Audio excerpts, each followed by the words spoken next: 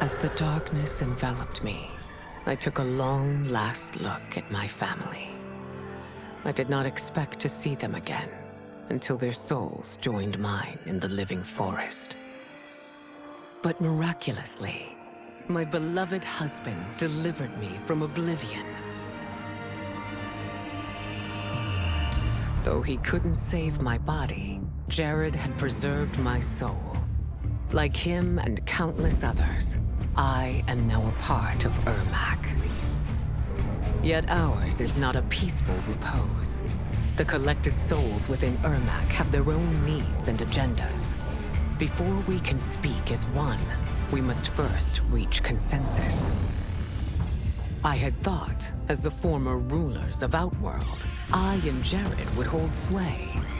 But here we are, two souls among many thousands, fighting for the right to be heard. And if there is one thing we do well together, it is fight. We will win the right to govern Ermac as we once had governed Outworld. And we will rule for the benefit of all. Though worried about how the public might react, I met with Baraka to discuss his Tarkatans. Speaking from his heart, he moved me. I agreed to visit his colony and see how his people lived. The conditions were atrocious. This was one of my mother's few mistakes. Like all Outworlders, she treated Tarkatans with scorn.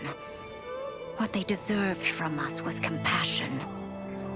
And the only way to get it for them was to reveal my affliction. To show all my subjects that even an empress could get Tarkat.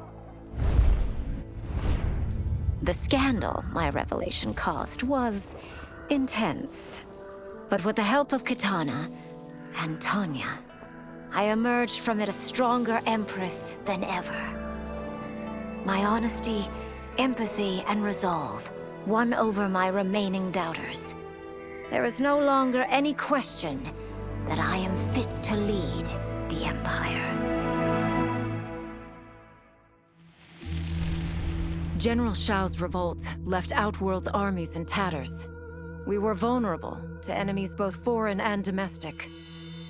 That's why my sister asked me to take command, to stitch her military back together and purge Shao's loyalists within it. She trusted only me with the task. The soldiers, however, had little faith. They thought me a spoiled dilettante, unprepared and unfit to serve. That I could fight mattered little. All that mattered was that I wasn't one of them.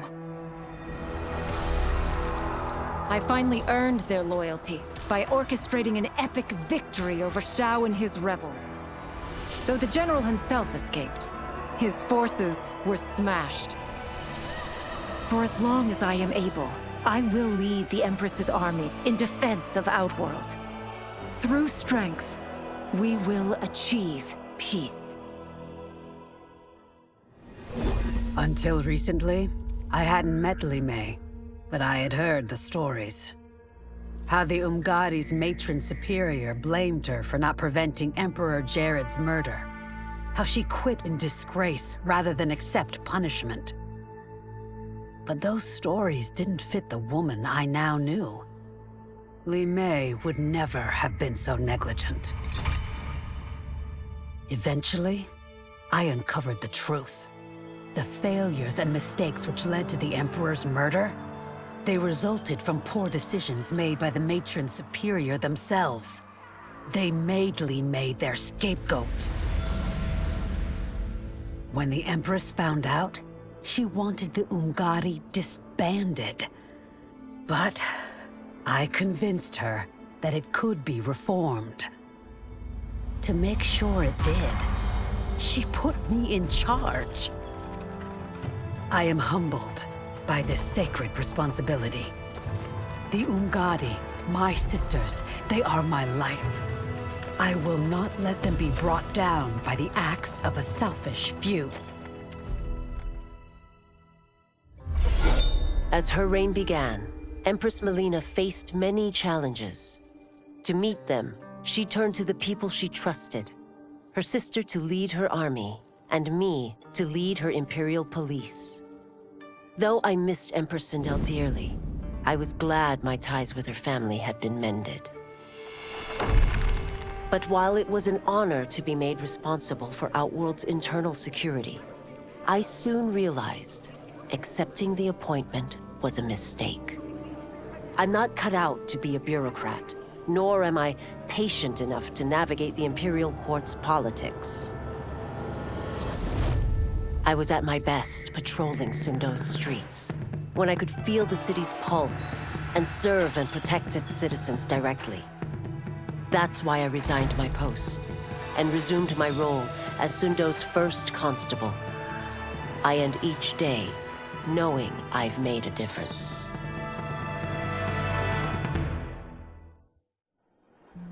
Quan Chi's defeat had cost me everything. For months I had furthered his plot, and now I had to start over. Saido's people were still in chains. That's when Rain approached me. On the run from Empress Mileena, he was desperate for help. And though I'd had my fill of sorcerers, this one was different. I agreed to provide him safe haven. He agreed to help topple Saido's government. And topple it we did. Rain summoned a wave so fast, so powerful, that it crushed the capital. Saido's fascist rulers were swept away. My people are finally free. They can chart their own course, needing only to follow their own desires. Their lives are now blessed by anarchy.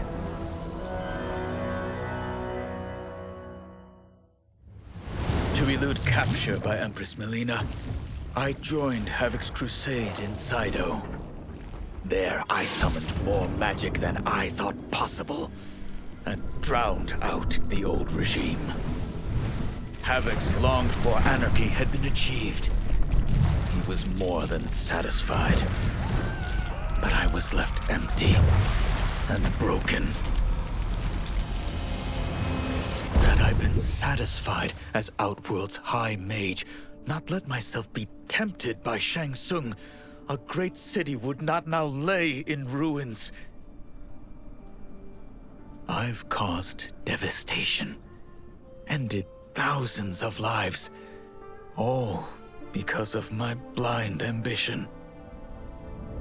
I've betrayed my oath, my sovereign, and my realm. These high crimes merit punishment, and I'll accept whatever the Empress gives me. My only ambition now is to one day be forgiven.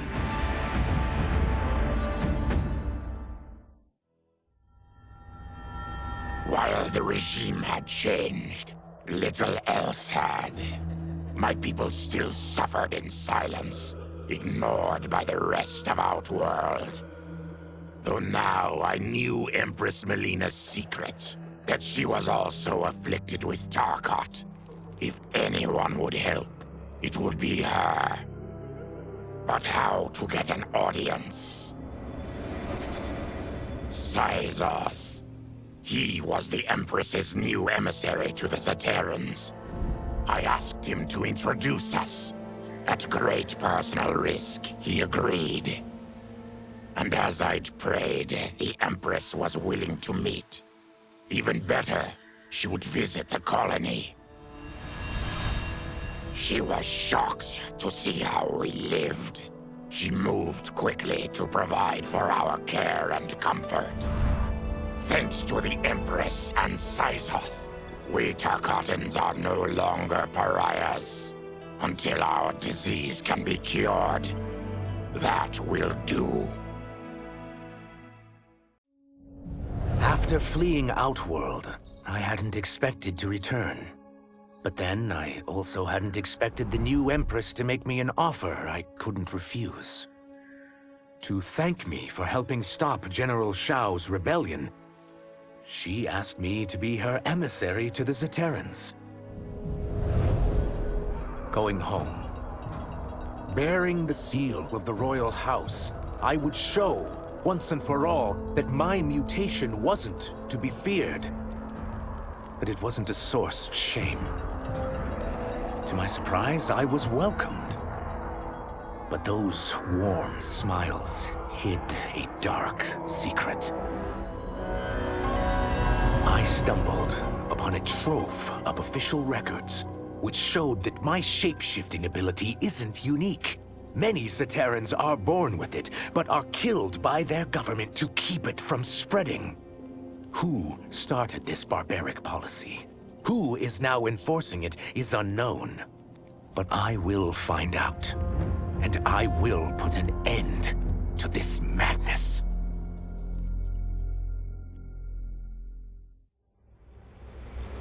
I had broken the Lin Kuei free of Liu Kang's enslavement.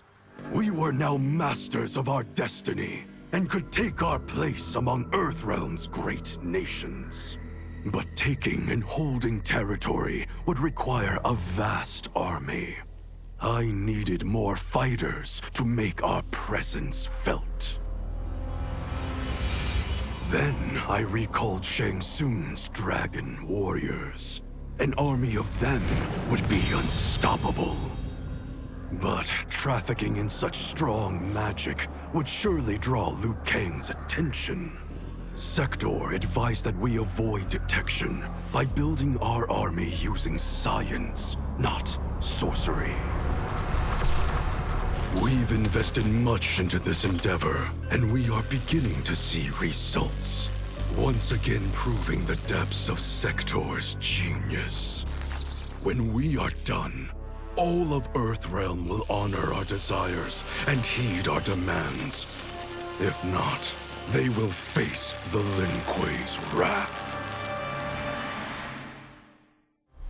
No sooner had Titan Shang Tsung been defeated than Bi-Han and his loyalists hunted us down. Outnumbered, we fled to Japan. There, we sought refuge from an old family friend. As children, we played together.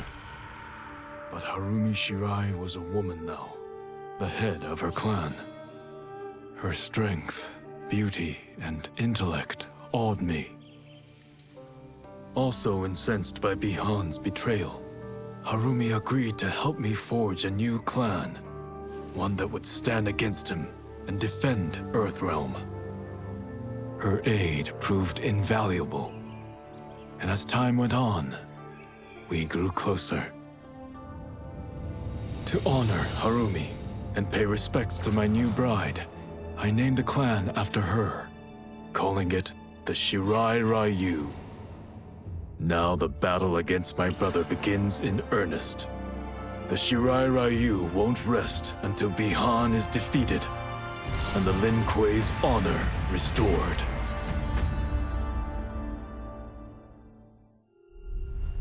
Kuai Liang and I were working hard to build our new clan. But even with the help of his close friend Harumi, it was difficult. The biggest problem was finding the right initiates.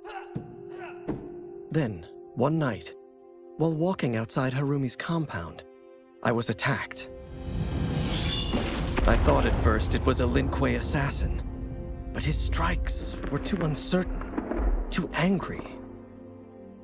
My attacker, it turns out, was a boy. Homeless and hungry, his assault was born of desperation. He needed money so that he could eat. It was like looking at myself 15 years ago. I would have ended up just like him if the Lin Kuei hadn't taken me in. So I took the boy to Kuai Liang, who also appreciated his fire. We made him our first initiate. The boy's name? Hanzo Hasashi. It was inevitable that the Shaolin Masters had me join them. They knew just how much future initiates could learn from me. Shujinko was one of my earliest. His ability to absorb anyone's powers and skills was amazing. With the right training, he could become our greatest champion. I knew that I alone could give it to him. But as his proficiency grew, so did his ego.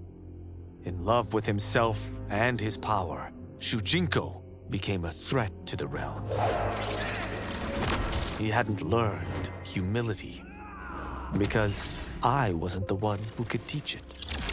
I should have listened to Raiden's warning and not tried to train Shujinko alone. After he was subdued, Shujinko's accumulated abilities and memories were taken from him. He is once again a new initiate, ready to begin his training.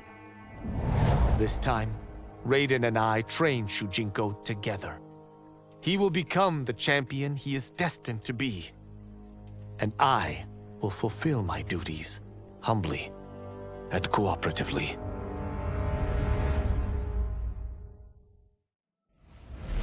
Were it not for my godly counterpart, I would not have survived the battle against Titan Shang Tsung. Meeting him, though, raised questions. Why did I replace him in this new era? Why was I made mortal? Lord Liu Kang told me of his Raiden's nobility and righteousness, about his steadfast leadership in the defense of Earthrealm. He also told me about Raiden's dark side, how he could be consumed by rage and cast aside the rules he otherwise lived by. Making me mortal and incapable of such anger was to keep me from following in his footsteps. Though I understood the reasons why, I felt I had been done a disservice. To survive the coming battles, I may need the edge that only great rage can bring. As the Shaolin couldn't aid me, I sought out someone who could. Someone to stoke the fire within me and teach me to master it. For this, I could have no better teacher than the Shirai Ryu's Grand Master.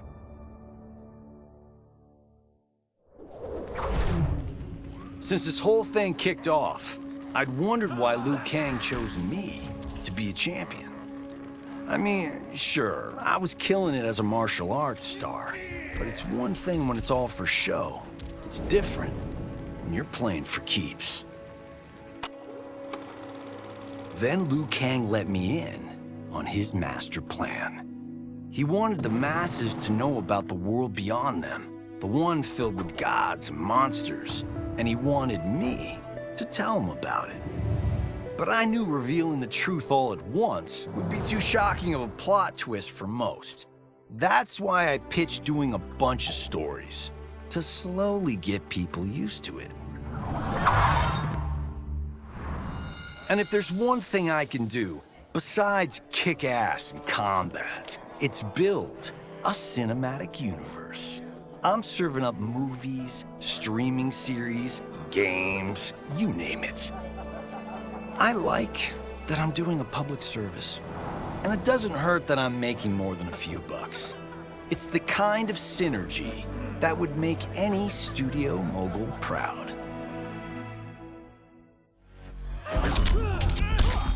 I wasn't looking for allies against the Yakuza, but I found one in Special Agent Jackson Briggs. He'd heard gangsters plotting to kill me on a wiretap and came calling, hoping I'd be his informant. We planned to part ways when we got the job done. But then, Shang Tsung showed up to steal Sento. Needless to say, Jackson had questions. It blew his mind to hear that the stories in Johnny's movies were real.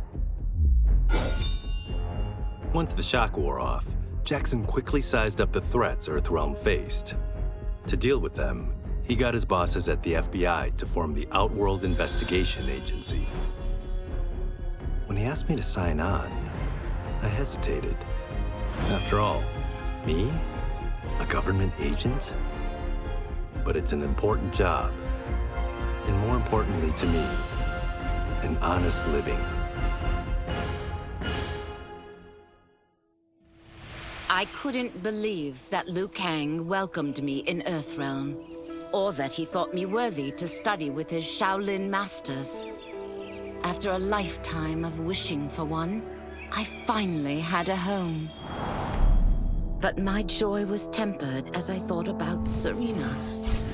My shadow sister was still under Quan Chi's yoke, and she deserved a life free of him as much, if not more, than I.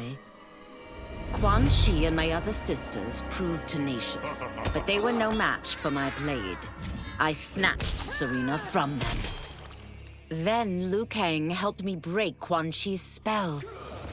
Her mind free of his influence for the first time in years, Serena chose to join me in Earthrealm. My sister and I once again fight side by side. Only now we do so for Earthrealm. Together, we have formed the Order of Light. Quan Chi's plot collapsed. Along with it, my plan to secure new beings to feed my starving people. Because I'd advocated for partnering with him, I was held responsible. If I didn't seize for Viternus' new feeding grounds, the Coven would banish me. But then, I had a revelation. I didn't need to conquer realms to feed my people.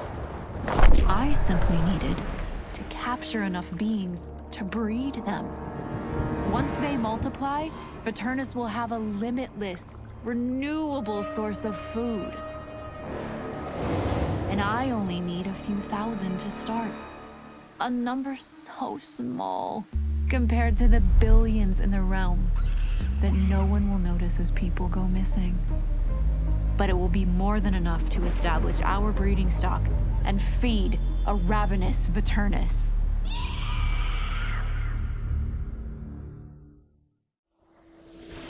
My loyal partner had warned me.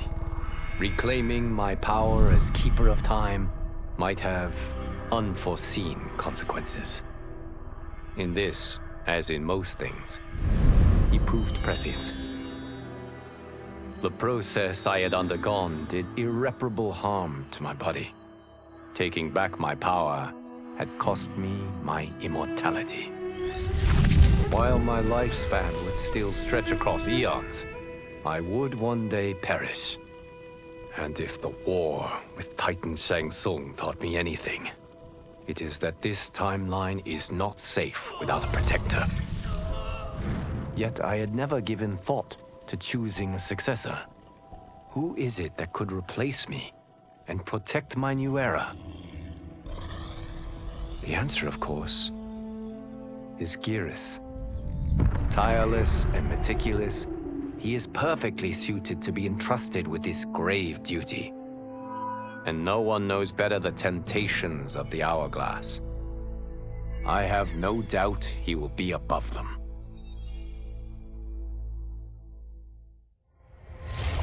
Though the barriers between timelines had been rebuilt, there was no question that they could again be broken. Protecting this timeline would require eternal vigilance, so that it could not fall victim to further outside aggression. But nothing in my countless lifetimes had prepared me for this task. In none of them had multiple timelines ever coexisted. Monitoring them for threats was an entirely novel problem. It would require a novel solution. I discovered that though the timelines no longer touched, their meeting had left them intertwined. I can now secretly surveil all timelines, keeping watch for potential danger. It pleases me to do this service for the new era. Lord Liu Kang may rest assured that it is secure. The battle had been lost, but the war isn't over. I won't stop fighting until I take Outworld's throne. That they thought Lei Chin Prison would hold me is laughable. Once free, I began planning my next campaign. I would need an unstoppable army to overthrow Mileena. Unfortunately, most of my former soldiers lack the courage to rally to my standard. Rebuilding my army would require finding new recruits. And that task is proving easier than expected. Outworld's golden age has left more than a few behind. Without hope, without power, they eagerly heed my call to tear down Mileena's government. With General Shao freed from prison, we began raising a new army against the royal family. Though many were eager recruits, few were good at soldiering. It was so bad, the general was forced to change tactics. He decided that we needed a doomsday weapon. That weapon isn't a thing, though. It is a monster. Onaga, the Dragon King. The general told me the old legends were true. That his ancient ancestor defeated Onaga, trapping him deep inside Mount Sagan. The Dragon King is still there today. His pent-up fury waiting to be unleashed. Because Onaga is so dangerous, the general wouldn't risk trying to tame him before. But now, he feels we have no choice. Though I likely won't survive, I accept this mission gladly. I can think of no greater honor than to give my life in the general's service. After escaping Lei Chin prison, I was hounded by the Imperial Police. I needed a place to hide and to recuperate while I plotted the best way forward. I knew the remote canton of my youth would be perfect. To escape capture, I traveled by sea. Little did I know that a gargantuan storm was brewing. My tiny craft was smashed apart. I closed my eyes, waiting to drown, hoping that the Netherrealm wouldn't claim my soul. But when I reopened them, I found myself not in hell, but on a deserted island.